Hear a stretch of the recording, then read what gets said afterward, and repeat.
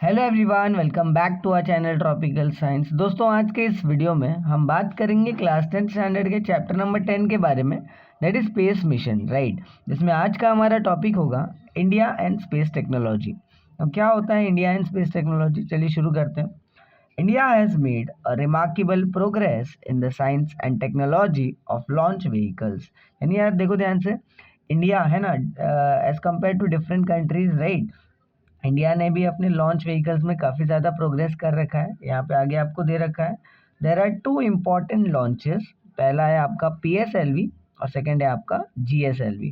हम सबको पता है PSLV क्या होता है, आपका polar satellite launch vehicle, well GSLV क्या होता है, geo synchronous satellite launch vehicle, right. अच्छा, नाउ अपार्ट फ्रॉम दिस आगे क्या दे रखा है, INSAT and GSAT satellite series is actively working in the field of television, telephone and telecommunication etcetera.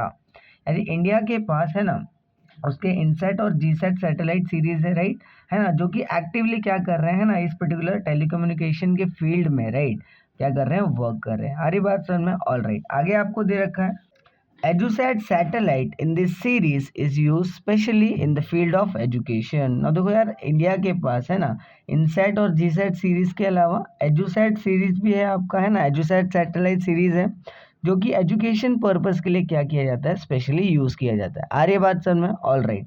आगे आपको दे रखा है IRS सैटेलाइट। ना IRS सैटेलाइट सीरीज क्या करता है, it is working for monitoring and management of natural resources and disaster management. यानी देखो इंडिया ने क्या किया है, IRS सैटेलाइट लॉन्च किया था, जो क्या करता है बेसिकली आपका, है ना, नेचुरल रिसोर्सेज को मॉनिटर करने के लिए यूज़ किया जाता है ना, और उसको मैनेज करने के लिए भी अच्छा खासा यूज़ किया जाता है। अरे बात समझ में, ऑल राइट।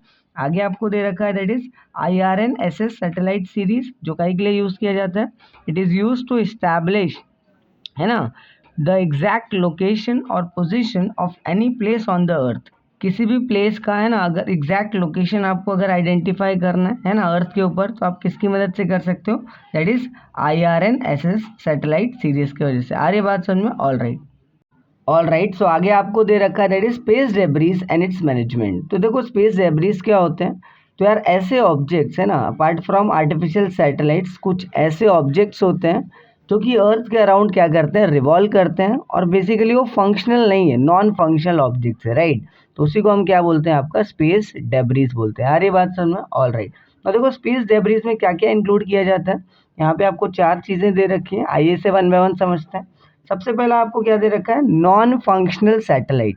यार कुछ ऐसे सैटेलाइट्स होते हैं जो प्रॉपर तरीके से फंक्शन नहीं करते हैं, राइट, तो उसी को हम क्या बोलते हैं, आपका स्पेस डेब्रीज बोलते हैं। सेकंड क्या हो सकता है, आपका रॉकेट पार्ट्स, है ना, कुछ रॉकेट्स के ऐसे पार्ट होते हैं, या फिर आप लॉन्च व्हीकल के कुछ पार्ट्स होते हैं, राइट, जो कि क्या जब डिटैच कर रहे थे तो क्या होता है, वो अल्टीमेटली वहाँ पे रिवॉल्व करने लग गए, है कि नहीं, तो वो भी अल्टीमेटली, है ना, आपका एक स्पेस डेब्रीज कहलाते हैं।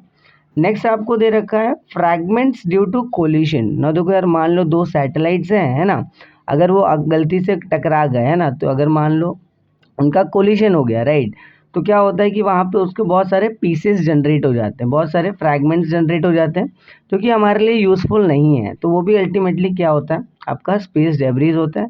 आगे आपको दे रखा अदर ह्यूमन मेड्स ऑब्जेक्ट्स, यानी कुछ ऑब्जेक्ट्स ऐसे होते हैं जिसे ह्यूमंस ने बनाया है ना, और स्पेस में बेसिकली वो यूज़फुल नहीं है, तो उसे भी हम क्या कहते हैं, आपका स्पेस डेब्रीज कहते हैं। अब देखो आगे आपको दे रखा है, एक फैक्ट दे रखा है, क्या फैक्ट दे रखा है, according to an estimation made in 2016, there are about 2 crore pieces of length more than 1 centimeter revolving around the earth. All these are nothing but the debris in the space।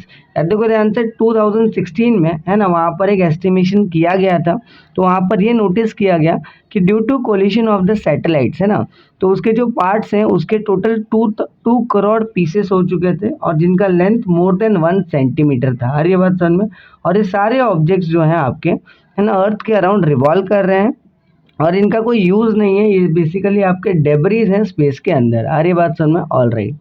सो यार ये जो debris होते हैं किसी भी artificial satellites के लिए बहुत ही हार्मफुल होते हैं, है ना।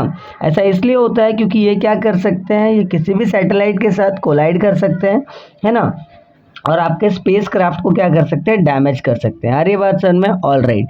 और ऐसा माना जाता है कि डे बाय डे आपका जो डेब्रीज है क्या होते जा रहा है, इंक्रीज होते जा रहा है ना। अगर ऐसा ही चलता रहा तो आने वाले टाइम में, है ना, कोई भी स्पेस एजेंसीज को अगर कोई नया स्पेस क्राफ्ट हो गया या सैटेलाइट हो गया लॉन्च करना होगा तो बहुत सारी डिफ़िकल्टीज़ का फेस करना पड़ेगा, है ना, बहुत ही डिफ़िकल्ट हो जाएगा, राइट। इसलिए हमारे लिए एसेंशियल यही होगा कि हम उसे बहुत ही, है ना, इंपॉर्टेंट तरीके से मैनेज करें। आ रही है बात समझ में? All right. तो आई होप आपको समझ में आया होगा क्या होता है स्पेस डेब्रिस। मिलते हैं नेक्स्ट वीडियो में, तब तक के लिए थैंक यू।